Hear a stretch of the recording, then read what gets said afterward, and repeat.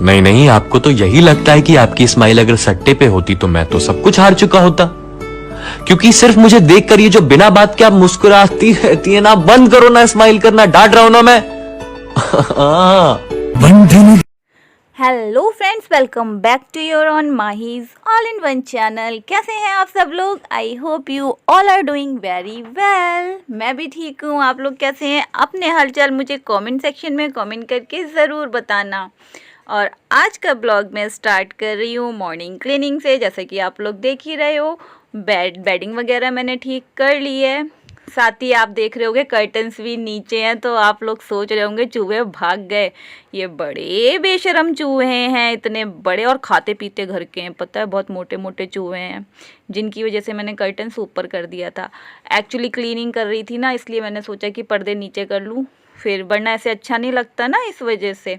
तो अभी तो मैंने ब्रूमिंग मोपिंग सब कर ली है, सूट खाली ब्रूमिंग करी है। ओके, तो मैं सफाई कर रही हूँ। सोचा सफाई करते करते आप लोगों से भी थोड़ी सी बातें कर लेती हूँ। कल वाले वीडियो में आप लोगों से मैंने एक सजेशन मांगा था, जिसका बहुत कम लोगों ने जवाब दिया, और बहुत से लोगों ने बोला नहीं, आपके चैनल का जो नाम है आप उसे वैसे ही रहने दें। तो आप लोगों की बात मैंने मान ली। मैं अपने चैनल का नाम चेंज नहीं करने वाली हूँ। आपकी माही के चैनल का नाम माही ऑल इन वन ही रहेगा, ठीक है। लेकिन जो मैंने एपोस्ट्रॉफीज में से हटाई थी ना, वो मैं री ऐड कर दूँगी, ठीक है। बाकी सब कुछ सेम रहेगा, और जैसा जो आप लोग देखना चाहते हो ना इसमें, वही कंटेंट आपको मिलेगा। तो ये रहा मेरे फाइनल लुक मेरे रूम का। पूरा रूम मैंने क्लीन कर लिया है अच्छे से। और अब ले आए हैं भाई, सुबह जो कपड़े धो के डाले थे ना, सबसे घटिया काम, मतलब सबसे मेहनत वाला काम मुझे लगता है कपड़े फोल्ड करके रखना।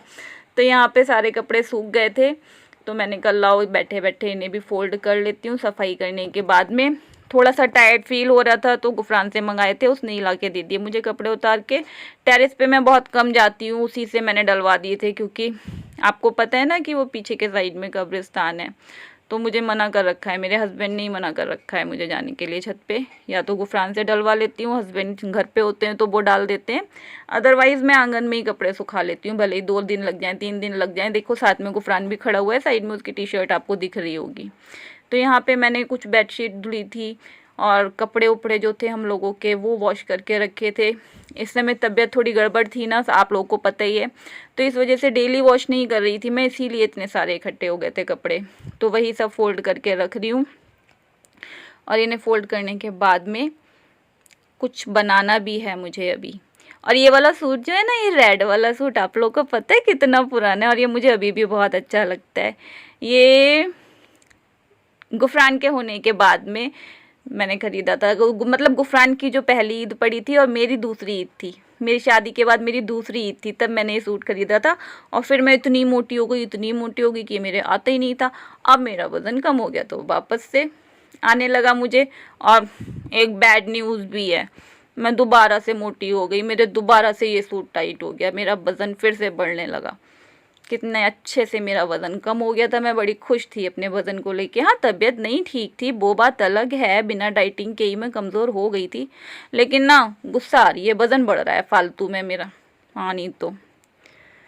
अच्छा, आप लोग मुझे ये बताना, आप लोगों को कपड़े फोल्ड करना, मैंने अभी तक जितने लोगों से मिली हूँ ना, सबको ही बुरा लगता है ये काम। धो लो वो ठीक है, लेकिन फोल्ड करना बड़ा अजीबोगरीब सा काम मुझे लगता है ना। और फिर बस ये सब फोल्ड वोल्ड करने के बाद में, और काम ही क्या होता है यार, हम फीमेल्स का यही काम होता है। सुबह उठो, साफ सफाई करो, झाड़ू पोछा, बर्तन कपड़े, नहाना धोना, खाना पकाना, देन सो जाना। लेकिन जो यूट्यूबर्स हैं लाइक मी, हम लोगों के डेली रूटीन में एक काम और ऐड हो जाता है, जो कि होता है शूटिंग करना, एडिटिंग करना, अपलोडिंग करना। और पता है, वैसे ये सारे काम करने में ज़्यादा टाइम नहीं लगता, ये मैं अपना एक्सपीरियंस बता रही हूँ। जब मैं वाईटी पे नहीं थी, मेरा सारा काम मॉर्निंग में ही फिनिश हो जाता था। पूरी दोपहर मस्त आराम से लेट के दूसरों के ब्लॉग्स देखा करती थी, कभी कभी टीवी देख लेती थी।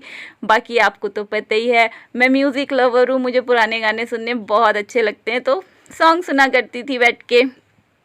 जब से वाईटी पे आई हूँ ना, टाइम ही नहीं मिलता, बिल्कुल टाइम नहीं मिलता।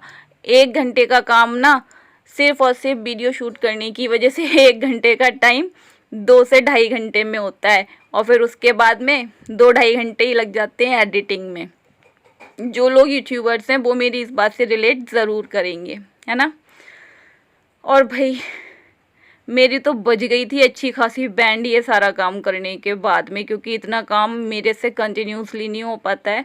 धीरे धीरे करके सारे काम करती हूँ। यहाँ तक कि अगर किचन का भी कोई काम मुझे करना होता है ना, तो रूम में ही आके एक कपड़ा बिछा लेती हूँ। कपड़ा मैंने अलग से बना रखा है, उसको अपने बेड पे बिछा के आराम से उस पर बैठ के सारा काम करती हूँ। लाइक कटिंग, चॉपिंग सब इस पे बैठ के ही कर लेती हूँ मैं।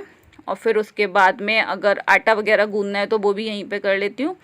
फिर बाद में जाके फटाफट खड़े होके कुकिंग कर लेती हूँ, क्योंकि ज़्यादा देर खड़ी नहीं हो पाती ना मैं, तो थोड़ा थोड़ा करके काम करती हूँ। लेकिन हाँ, अब अल्लाह का लाख लाख शुक्र है, क्योंकि पहले तो मैं इतना भी नहीं कर पाती थी। जब से मेरी तबीयत ख़राब हुई थी, सर्जरी वगैरह हुई थी ना, उसके बाद में तो मैं इतना भी नहीं कर पाती थी। अब तो कर लेती हूँ। अब तो अल्हम्दुलिल्लाह बहुत, मतलब जितना मैं पहले नहीं कर पाती थी ना, 90% कर लेती हूँ अब मैं। पहले नहीं कर पाती थी। आप लोग मुझे इतना मोटिवेट करते हो, इतना मोटिवेट करते हो, इतने प्यारे प्यारे कमेंट्स करते हो, और बस और क्या चाहिए किसी को ज़िंदगी से, है ना। आप लोगों जैसे इतने प्यारे प्यारे दोस्त जिसके पास हो, उससे ज़िंदगी से और क्या चाहिए, है ना। तो बस पहले रहती थी उदास, गुमसुम सी, बस कोई भी बात है उसे अपने दिल में रखना, परेशान होना, रोना, बस यही था मेरा। अब तो कोई भी बात दिल में होती है ना, तो आप लोगों के साथ में शेयर करके दिल हल्का कर लेती हूँ। कपड़े फोल्ड हो गए हैं, अब मैं आ गई हूँ शाम के खाने की तैयारी करने। तो यहाँ पे मैंने लिया था सोया का साग, जो कि गुफरान को बहुत पसंद है और मुझे भी बहुत पसंद है।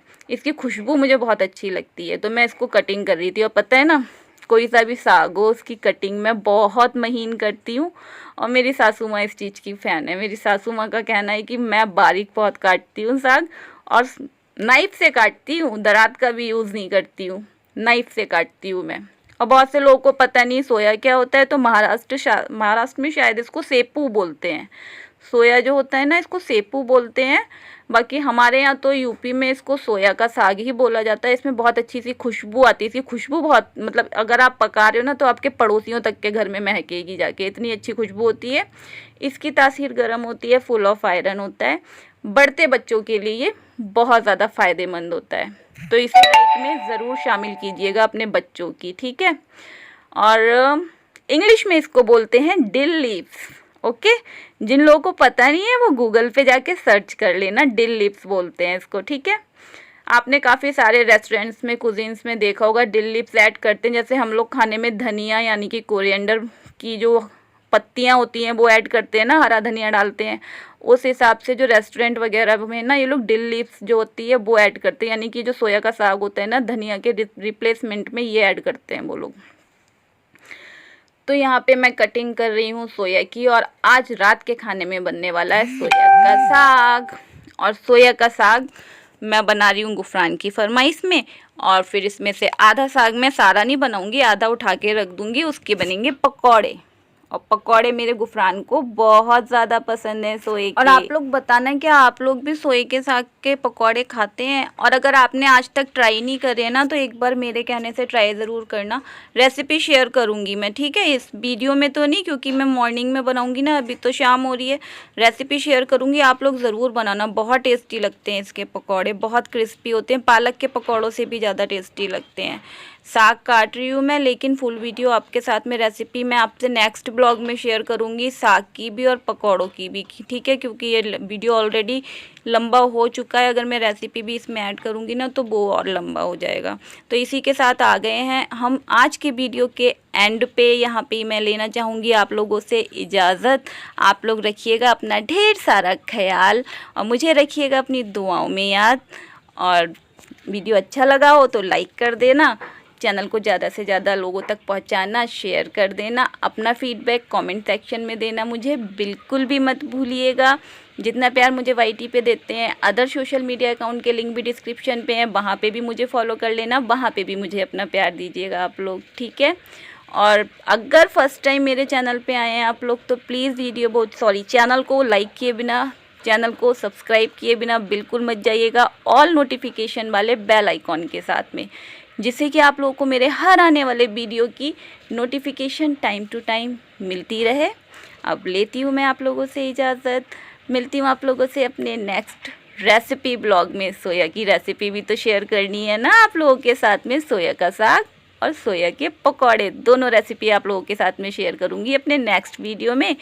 तब तक के लिए you guys do like, share, subscribe and comment my channel which is Mahi all in one. Bye bye, अल्लाह हाफिज, take care and love you all.